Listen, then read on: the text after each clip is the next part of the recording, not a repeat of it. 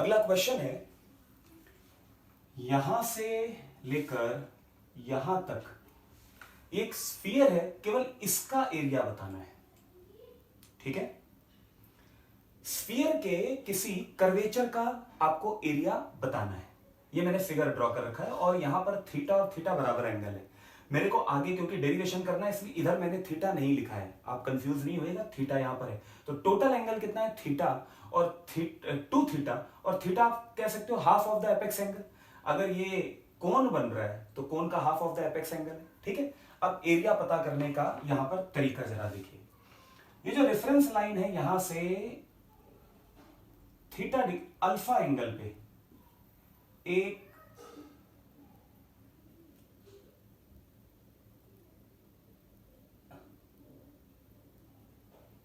मैंने D alpha angle ले लिया।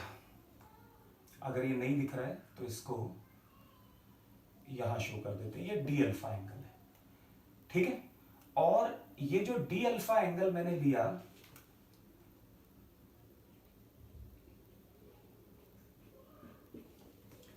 ये जो डी अल्फा एंगल है, इस डी अल्फा एंगल पे एक रिंग आप लेट करें। डी अल्फा पे एक रिंग लेट करें।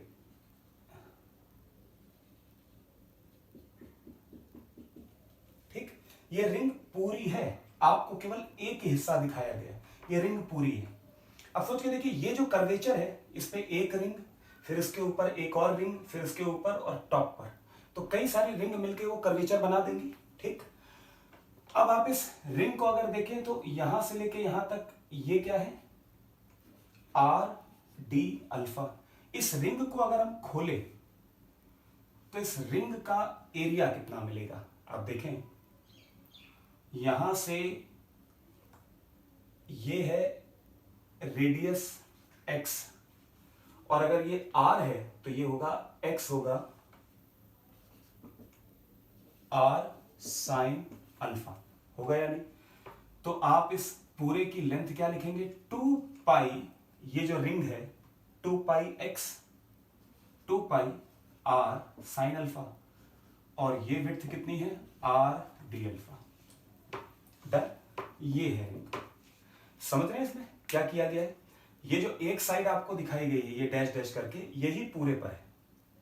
ठीक है, इसको जब आप खोलेंगे तो ये एरिया, ऐसी कई सारी रिंग है तो सबके एरिया ऐड कर दीजिए। ये है सिंपल टेक्निक। इसका एरिया आ जाएगा 2 pi length into breadth, 2 pi r square sine alpha d alpha, 2 pi r square, इसे हम इंटीग्रेट कर देते हैं। लिमिट कैसे लगेगी, 0 से थीटा, है ना। आप कहोगे 2 थीटा क्यों नहीं, माइनस थीटा से 2 थीटा, क्योंकि रिंग पूरी कवर हो रही है ना दोनों तरफ। तो यहां पर लिमिट आप लगाएंगे 2 pi r square, sine theta का इंटीग्रेशन होता है माइनस कॉस 0 से थीटा लिमिट, तो ये आ जाएगा 2 pi r square, upper limit minus lower limit 1 minus cos theta. तो ये अपने आप में याद करने वाली चीज है कि आपको कर्वेचर का एरिया पता हो। तो सॉलिड एंगल पर पहला क्वेश्चन बोला गया कि ये एक स्फीयर, और इस स्फीयर पे सेंटर पे एक चार्ज रखा है, और ये है टोटल एंगल 2 थीटा। अभी जैसा हम लोगों ने डेरिवेशन किया, तो बोला जा रहा है कि यहां से पास होने वाला फ्लक्स बताइए। यूनिटरी मेथड आपको पता है कि अगर ये सेंटर पे रखा है तो सॉरी, सेंटर पे रखा होने की वजह से जो फ्लक्स है, जो नंबर ऑफ लाइंस है वो सिमेट्रिक होंगी इस सरफेस के लिए, इस सरफेस के लिए सिमेट्रिक होंगी। तो आप यूनिटरी मेथड से हमें पता है टोटल एंगल कितना है, सॉलिड एंगल 4 पाई, या सॉलिड एंगल छोड़ दें, टोटल एरिया कितना है, टोटल एरिया से कितना फ्लक्स पास हो रहा है, 4 पाई आर स्क्वायर से फ्लक्स पास हो रहा है क्यू अपॉन एप्सिलॉन नॉट। तो एक से कितना पास होगा, Q upon 4 pi epsilon not are square. और हम लोगों ने अभी इस कर्वेचर का एरिया पता किया है अभी, तो कर्वेचर का एरिया कितना आया था 2 pi r square 1 minus cos theta. तो यूनिटरी मेथड से क्योंकि सिमेट्री है 4 pi epsilon not are square into 2 pi r square 1 minus cos theta. ठीक है, तो जब आप सॉल्व करेंगे आर स्क्वायर से pi pi r square q upon 2 epsilon not 1 minus cos theta. Clear है सारे लोगों को? अच्छा, बोला जाए ये छोटी आर्क है, इसमें से इतना फ्लक्स पास हो रहा है, तो बाकी बची हुई आर्क से कितना पास होगा, ये क्वेश्चन का एक पार्ट है। यहां से पास होने वाला फ्लक्स, ठीक, ये यहां से पास होने वाला। अब ये जो दूसरी बड़ा कर्वेचर है, वहां से कितना फ्लक्स पास होगा, आसान है, क्यू अपॉन एप्सिलॉन नॉट, तो टोटल फ्लक्स है, इतना ऊपर वाले कर्वेचर से पास हो रहा है, तो Q upon 1 minus cos theta. एक और चीज सीखने वाली है, हम लोगों ने क्वेश्चन किया था आधे से कितना पास होगा, क्यू अपॉन 2, ये आधे का भी पार्ट है, तो यहां पर तो क्यू अपॉन 2 एप्सिलॉन नॉट से भी कम फ्लक्स पास होगा, कॉस थीटा की वैल्यू 1 से छोटी होती है, तो यहां से पता चल जाएगा। तो ये पहला क्वेश्चन है कि किसी स्फीयर के किसी हिस्से से कितना फ्लक्स पास हो रहा है। ठीक है, ये याद रखना, मैंने जानबूझ के 2 थीटा लिया, अगर थीटा लिया होता तो यहां पर आता थीटा बाई 2, अल्फा होता तो अल्फा बाई 2, 2 अल्फा होता तो alpha half of the total angle होता है। ठीक है, नोट करिए इसको। अगला क्वेश्चन इस पर एक बोला गया है कि ये एक सिलेंडर है और इसके सेंटर पे एक चार्ज रखा है Q। क्वेश्चन है find out flux passing through curved surface only, केवल कर्व्ड सरफेस से कितना पास होगा। बहुत अच्छा क्वेश्चन है। अब यहां पर समझना यह होता है, आप देखें यहां से इस दूरी का अगर आप रेडियस मान के एक स्फीयर ड्रॉ करें तो वो सर्कमस्क्राइबिंग स्फीयर होगा, सर्कमस्क्राइबिंग स्फीयर। यहां से आपको फायदा क्या होगा, अभी जस्ट अभी हम लोगों ने जो क्वेश्चन किया, आप यहां से पता कर सकते हैं ये एंगल अल्फा, थीटा या अल्फा, यहां से पास होने वाला फ्लक्स और यहां से पास होने वाला फ्लक्स सेम होगा और हमें पता है टोटल में से सब्ट्रैक्ट कर दीजिए। ठीक है, तो यहां से आप कैसे पता करेंगे, अभी हम लोगों ने सॉल्व किया, तो आप फ्लक्स लिख सकते हैं, इस सर्कुलर फेस से पास होने वाला फ्लक्स कितना हम लोगों ने पढ़ा था, Q upon 2 epsilon not 1 minus cos alpha. Alpha alpha की वैल्यू, रेडियस है, हाइट ऑफ द सिलेंडर है, ये सब गिवन होगा, तो यहां से आप पता कर सकते हैं कि कॉस अल्फा की वैल्यू क्या होनी चाहिए। फिर इस सर्कुलर फेस से पास होने वाला flux Q upon 2 epsilon not 1 minus cos alpha, क्योंकि सिमेट्री है। अगर सिमेट्री नहीं होगी तो क्वेश्चन कैसे होगा, वो भी हम कर लेंगे। अब आपको बोला जा रहा है कर्व्ड सरफेस से फ्लक्स क्या क्या पता करेंगे, Q upon epsilon not is total flux minus twice of Q upon 2 epsilon not 1 minus cos alpha.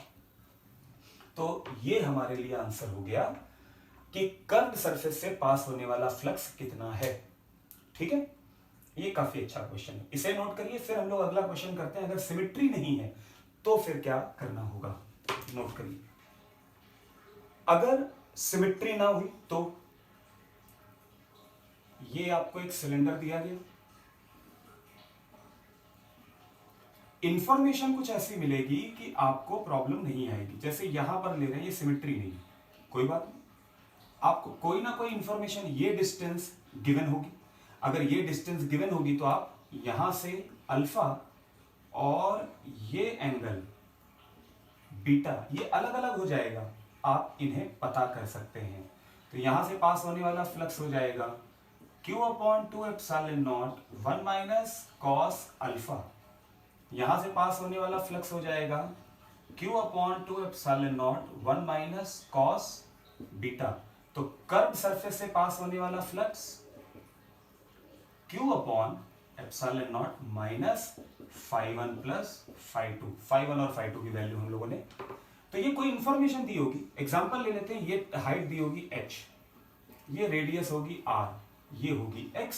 तो आप cos अल्फा कैसे पता करोगे? Base upon hypotenuse. तो cos अल्फा की वैल्यू ये देखिए यहां से क्या आ जाएगी, cos alpha base x upon hypotenuse r square plus x square, यही आना है। और बीटा cos बीटा की value, cos beta is equal to base होगा h minus x divided by R square plus H minus x whole square. तो कोई ना कोई इंफॉर्मेशन दी जाएगी जिससे आप ये क्वेश्चन कर सकोगे, ठीक है, नोट करिए इसे।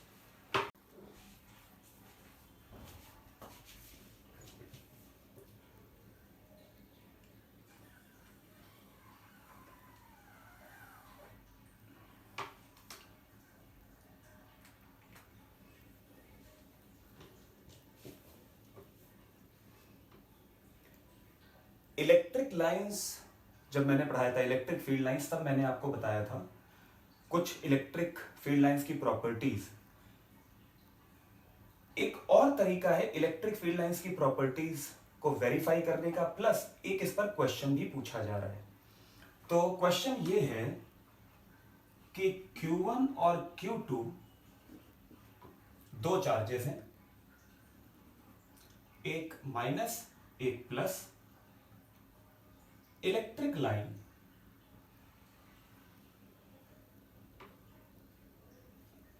यहां से शुरू हो रही है अल्फा एंगल पे, यहां पर टर्मिनेट हो रही है बीटा एंगल पे।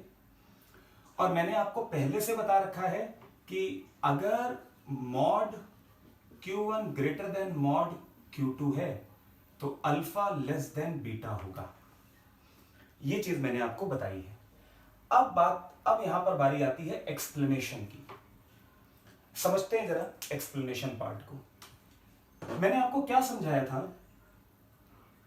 इन दोनों के बीच की कुछ दूरी है और उस दूरी के कंपैरिजन में, इन दोनों की दूरी के कंपैरिजन में अगर आप किन्हीं दूरियों पर देखोगे, ठीक है, मतलब जिस पॉइंट को भी आप चूज कर रहे हो वहां पर इलेक्ट्रिक फील्ड पता करने के लिए, तो आप देखिए दोनों चार्जेस से दूरी जो है उस पॉइंट की, वो इनके बीच की दूरी के कंपैरेबल तो नहीं है। अगर कंपैरेबल है तो फिर दोनों चार्जेस का इफेक्ट आपको देखना पड़ेगा और वेक्टर एडिशन करना पड़ेगा। लेकिन अगर आप किसी ऐसे पॉइंट पर हैं जो इन दोनों के बीच की दूरी से बहुत ज्यादा है, तो आप सीधे सीधे दोनों चार्जेस का रिजल्टेंट ले लीजिए। Q1 ज्यादा है, मान लीजिए कि ये 5 कूलम है और ये -2 कूलम है, तो बहुत दूर 3 कूलम अपना इफेक्ट शो करेगा। तो आप इसको पॉइंट चार्ज मान के क्वेश्चन को सॉल्व करें, ठीक है, ऐसा ही मैंने बताया था। अब है ये रिजल्ट भी मैंने आपको बताया कि अल्फा लेस देन बीटा होगा। क्वेश्चन ये है कि Q1 Q2 अल्फा बीटा में रिलेशन बताओ। Q1 Q2 अल्फा बीटा में रिलेशन बताओ। तो हम उन इलेक्ट्रिक लाइंस को पढ़ने जा रहे हैं जो ओरिजिनेट यहां से होंगी और टर्मिनेट यहां होंगी, क्योंकि अल्फा बीटा का मतलब है कि जो लाइन यहां से अल्फा डिग्री पर जा रही है वो बीटा डिग्री पे वहां टर्मिनेट हो रही है। जो लाइन यहां से शुरू होगी और यहां टर्मिनेट ही नहीं होगी, उसके लिए तो ये क्वेश्चन वैलिड ही नहीं हुआ ना। तो क्वेश्चन कौन किसके लिए है? उन लाइंस के लिए जिनके लिए अल्फा बीटा दोनों मिलेंगे, ठीक है। तो यहां पर सिमेट्री होगी ऊपर और नीचे। इनफैक्ट सिमेट्री तो 3 डायमेंशनल होगी, ऐसे भी फील्ड जाएंगी, ऐसे भी फील्ड जाएंगी, ऐसे भी फील्ड। मैंने तो केवल एक 2D पर दिखाया है। अब आप अगर इससे बहुत पास, क्योंकि अल्फा एंगल तो ओरिजिनेट होने वाली लाइन पर ही है, अगर ये ओरिजिनेट होने वाली लाइन पर ही है तो इसको जरा यहां पर हम समझते हैं। Q1 के लिए जो बहुत पास वाली चीज है उसको मैग्नीफाई करके देखा जा रहा है, ठीक है। जो पास वाली चीज है उसको आप क्या कर रहे हैं? मैग्नीफाई करके देख रहे हैं। तो ये हो गया मैग्निफिकेशन। जब आप इसको मैग्नीफाई करके देखेंगे तो ये बना एक कोण।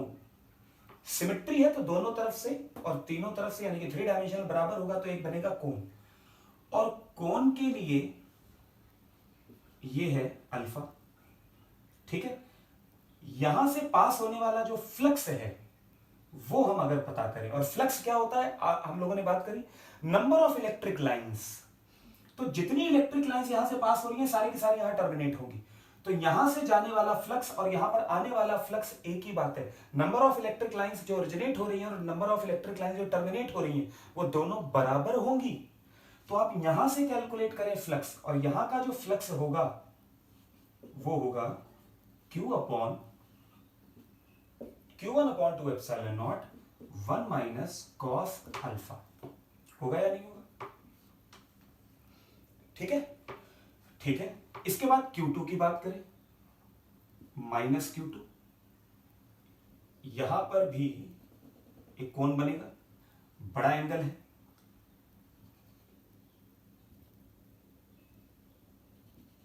ये कोण बनाते हैं, ये एंगल है बीटा। तो जो फ्लक्स एंटर होगा, जो फ्लक्स यहां से निकल रहा है, जितनी नंबर ऑफ लाइंस निकल रही है वो टर्मिनेट भी तो होंगी, तो यहां का फ्लक्स आप पता करिए, ये होगा phi Q2/2 epsilon not 1 minus cos beta. और ये दोनों फ्लक्स बराबर होंगे, ये दोनों के दोनों फ्लक्स बराबर होंगे। तो इन दोनों फ्लक्स को जरा हम देखते हैं, इन दोनों को बराबर करते हैं, तो ये आ जाएगा Q1/2 epsilon not 1 minus cos alpha is equal to Q2/2 epsilon not 1 minus cos beta. ठीक है, 2 एप्सिलॉन नॉट कैंसिल आउट करिए, Q1/Q2 is equal to 1 minus cos beta. तो यहां पर cos 2 थीटा की अगर हम का फॉर्मूला यूज करें तो cos बीटा को हम लिख सकते हैं 1 minus 2 sine square beta by 2, और माइनस माइनस प्लस हो जाएगा, तो हम इसे क्या लिखेंगे 2 sine square beta by 2 divided by 2 sine square alpha by 2। 2 से 2 cancel, Q1/Q2 is equal to, या फिर under root sine beta by 2 divided by sine alpha by 2। ये है Q1 और Q2 में रिलेशन, ये है Q1 और Q2 में रिलेशन। अभी हम इस रिजल्ट को और एक्सप्लेन करेंगे, ठीक है। अब यहां पर हम लोगों ने जो दो रिजल्ट सीखे उनको जरा देखते हैं।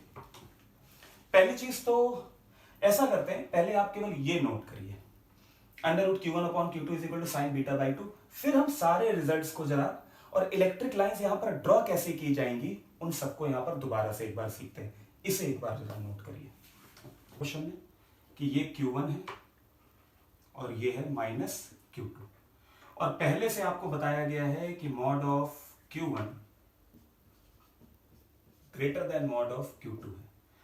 तो मैंने यहां पर क्या शुरुआत में समझाया था, अगर चार्ज ज्यादा है तो इसमें जो नंबर ऑफ फील्ड लाइंस होंगी,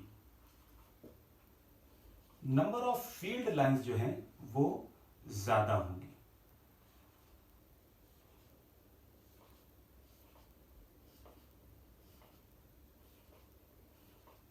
फील्ड लाइंस को दिखाने का यही तरीका है, और ये फील्ड लाइंस रेडियल होंगी। ये पास है, इसमें बहुत पास की फील्ड तो रेडियल है, लेकिन बाद में डिस्टॉर्ट हो जाएंगी, दोनों एक दूसरे की फील्ड को डिस्टॉर्ट करेंगे। यहां पर अगर हम शो करें तो इसके लिए आप फील्ड लाइंस जो दिखाएंगे वो कम दिखाएंगे। तो बड़ा सिंपल सी ये चीज है कि देखिए, कोई फील्ड अगर यहां पर से निकलेगी और यहां पर टर्मिनेट होगी, तो इन फील्ड लाइंस के बीच सिमेट्रिक है, तो गैप ज्यादा होगा, एंगल ज्यादा बनेगा। हॉरिजॉन्टल के साथ ये एंगल ज्यादा है और ये एंगल कम है। और नहीं तो हम लोगों ने एक रिलेशन भी निकाला, अगर Q1 ग्रेटर देन Q2 है तो अल्फा लेस देन बीटा होगा। और हमने अभी रिजल्ट निकाला, under root Q1/Q2 is equal to sine beta by 2 divided by sine alpha by 2।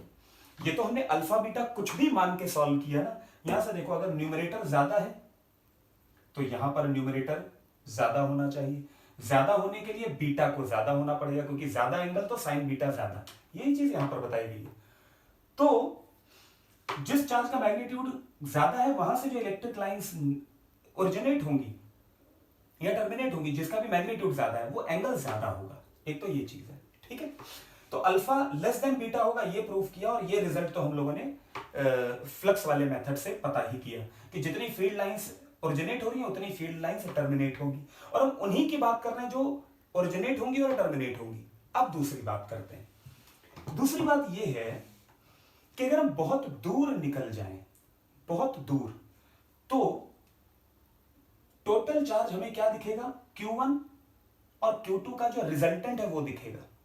Q1 और Q2 का रिजल्टेंट दिखेगा। इसको एक बात और मान के प्रूव कर लेते हैं। देखें, हम मान रहे हैं कि हम बहुत दूर नहीं जा रहे हैं, लेकिन mod of Q1 far far greater then mod of Q2 है। अब तो मान लीजिए हम पास ही हैं, लेकिन चार्ज की वैल्यू बहुत ज्यादा है, ठीक है। दोनों रिजल्ट एक ही होंगे, या तो आप बहुत बड़ी दूरी पर जाइए या फिर कहीं पर भी चार्ज का ये मैग्नीट्यूड बहुत ज्यादा मान लीजिए। तो इससे क्या रिजल्ट निकलेगा, देखते हैं। Under root Q1 upon Q2, तो ये फार फार ग्रेटर देन 1 है, फार फार। तो ये जो वैल्यू आएगी ये आएगी फार फार ग्रेटर देन 1। मतलब आप इसको ऐसा समझें, into sine alpha by 2 equal to sine beta by 2, और ये value under root Q1 far far greater than Q2 multiply करोगे तो कोई ना कोई वैल्यू होगी। तो ये जो वैल्यू है, ये वैल्यू आने वाली है फार फार ग्रेटर देन, ये वैल्यू आएगी फार फार ग्रेटर देन 1, और साइन बीटा बाई 2 की वैल्यू 1 से ज्यादा नहीं हो सकती। साइन बीटा बाई 2 की वैल्यू 1 से ज्यादा नहीं हो सकती। इसका क्या मतलब है? इसका मतलब यह है कि यह केस ही पॉसिबल नहीं है। और यह केस क्या है? ओरिजिनेट होना और टर्मिनेट होना। क्योंकि यह मैथमेटिकली नहीं पॉसिबल है, इसलिए जो लाइन ओरिजिनेट होगी वो टर्मिनेट ही नहीं होगी, और जब टर्मिनेट ही नहीं होगी तो यह फॉर्मूला एप्लीकेबल नहीं होगा। अगर ये फील्ड लाइन ओरिजिनेट हो रही है लेकिन टर्मिनेट नहीं हो रही है, इसका मतलब है इस रिजल्ट का मतलब निकलेगा कि Q1 बहुत ज्यादा है, ये है minus Q2। Field lines originate होंगी लेकिन टर्मिनेट इंफिनिटी पर होंगी अगर Q1 की वैल्यू फार फार ग्रेटर देन Q2 है। ये चीज यहां पर हम लोगों ने प्रूव करी। अब इसको यहां पर आइए, अगर Q1 और Q2 कंपेरेबल है, लेकिन अगर आप बहुत ज्यादा दूर चले गए तो ये दोनों चार्ज Q1 और Q2 एक ही जगह पर रखे हुए दिखेंगे। अगर ये दोनों एक ही जगह पर रखे हुए दिखेंगे, बिल्कुल वैसे ही जैसे आप किसी भी देखिए सन को देखते हैं, आप इतनी ज्यादा दूरी से देख रहे हैं कि सन कैसा दिख रहा है, एक पॉइंट, यही होता है। मतलब जो आप इफेक्ट देख रहे हैं KQ बाई आर स्क्वायर, इन दोनों के बीच की दूरी, मान लीजिए ये दूरी है, तो यहां से दूरी r है, और यहां से दूरी है r प्लस डी को इग्नोर कर दो तो ये भी r पर रखा है, ये भी r पर रखा है, तो दोनों क्या दिखे, KQ1 plus Q2 by R square, है ना। तो दोनों का रिजल्टेंट चार्ज काम करेगा, तो ये कंडीशन आ जाएगी। मतलब कई ऐसी, ये गया और ये तो यहां पर ज्यादा एंगल पर, परपेंडिकुलर नहीं लेकिन ज्यादा एंगल पर। अब ये कोई लाइन होगी जो यहां पर जाके टर्मिनेट ही नहीं होगी, यानी कुछ फील्ड लाइंस ऐसी होंगी। इसी रिजल्ट से पता चल रहा है सारी की सारी फील्ड लाइंस यहां से ओरिजिनेट होकर वहां पर टर्मिनेट होंगी, ऐसा नहीं है। कुछ इंफिनिटी पर भी जाके टर्मिनेट होगी। और मैंने बताया था यहां पर इलेक्ट्रिक फील्ड जीरो होगी। इलेक्ट्रिक फील्ड हमेशा छोटे मैग्नीट्यूड के पास जीरो होती है, अनलाइक चार्जेस हैं तो छोटे मैग्नीट्यूड के पास फील्ड जीरो होगी। तो ये है इलेक्ट्रिक लाइंस को ड्रॉ करने का एक और एक्सप्लेनेशन। ये वैसे मैं पढ़ा चुका हूं, अगर किसी बच्चे की वो क्लास मिस हुई है तो आप इलेक्ट्रिक फील्ड लाइंस में जाकर एक बार पढ़िए और फिर इस क्लास पर आइएगा और ये दोबारा से सीखिएगा, ठीक है, नोट करिए।